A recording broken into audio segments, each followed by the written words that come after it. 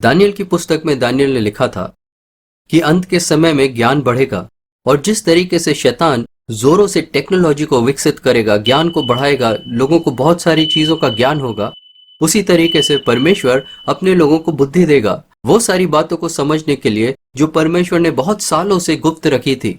वो सारी बातें परमेश्वर जो बताना चाहता था उस बड़े और भयानक दिन के आने के पहले। यीशु मसीह ने कई अंधों को आंखें दी, परंतु कुछ अंधे ऐसे थे जिनके साथ यीशु मसीह ने एक अलग तरीके का व्यवहार किया, अलग तरीके से उनको चंगाई दी। मत्ती 9:27-31, मत्ती 12:22, लूका 11:14-23 में यीशु मसीह ने सिर्फ बोलकर अंधों को चंगाई दी थी। मत्ती 15:30 में बताया गया है कि बहुत से अंधों को चंगा किया था यीशु मसीह ने। मत्ती 20 में अंधे बरतिमेउस के बारे में जिक्र किया गया है, जिसके विषय में यह बताया गया है कि उसको बोलकर यीशु मसीह ने चंगाई दी। लूका 7वां अध्याय और 21वें वचन में यीशु मसीह ने बहुत सारे अंधों को बोलकर उनके विश्वास से चंगा किया। अनुग्रहकारी यीशु नासरी ने सब अंधों को तो शब्दों से बोलकर चंगा किया था, परंतु मरकुस उसके 8वें अध्याय 22-26 में हम पढ़ते हैं कि यीशु मसीह ने एक अंधे को आंखों पे थूक कर और हाथ रख कर चंगा किया।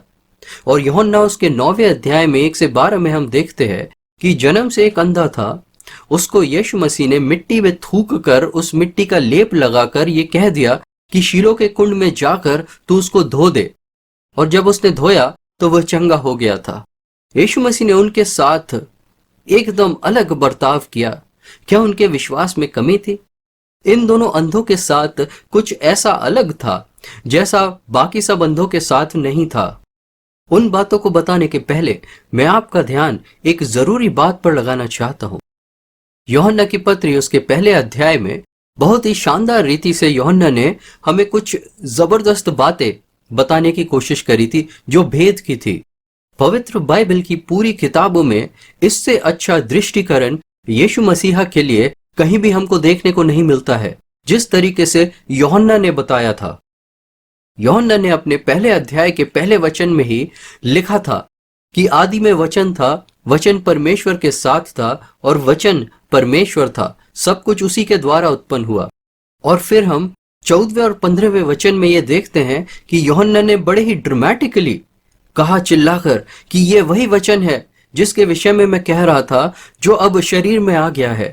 यूहन्ना ये गवाही दे रहा था कि यीशु मसीह ही वो परमेश्वर का शब्द है, यानी कि क्रिएटर है, जिसने सारी चीजें बनाया, और इंसान को भी बनाने वाला वही यीशु मसीह है जिसके विषय में वो गवाही दे रहा था।